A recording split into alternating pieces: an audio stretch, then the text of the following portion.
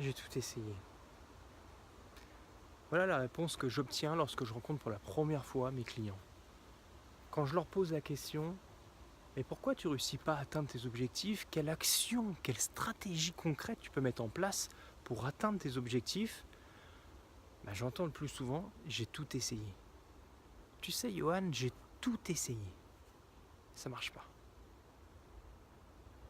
Mais le vrai problème de ces personnes qui pensent avoir tout essayé, c'est pas justement c'est le problème de la crise, c'est le problème de la conjoncture, mon président c'est un abruti, je pourrais rien faire tant qu'il sera là. C'est pas ça le vrai problème. En réalité, moi j'ai trouvé deux points communs dans ces personnes-là qui pensent avoir tout essayé. Le premier point commun, c'est qu'ils ont un mindset cassé.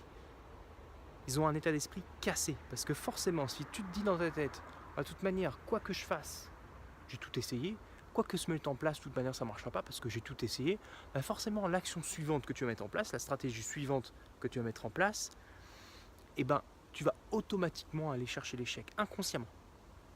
Soit tu vas chercher l'échec, de toute manière, tu ne mettras rien en place. Donc en un, mindset cassé. En deux, le deuxième problème, c'est que ces personnes-là, qui pensent avoir tout essayé, c'est qu'ils sont bloqués, ils sont encore bloqués dans ce que j'appelle l'ancien système. Si on leur dit, va faire de la prospection téléphonique, va faire du démarchage à pied, écris 3 articles pour ton blog par semaine, ils vont faire ça, ils vont avoir aucun résultat ou quasiment pas de résultat, et ils vont s'épuiser. Le message que je voudrais faire passer aujourd'hui, c'est que tu dois absolument prendre conscience de l'importance de ton mindset, de ton état d'esprit.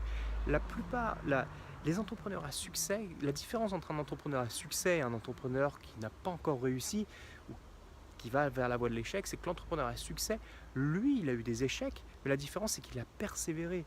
C'est la différence entre les deux, c'est que son mindset, son état d'esprit fait qu'il a persévéré même quand il a eu de la difficulté.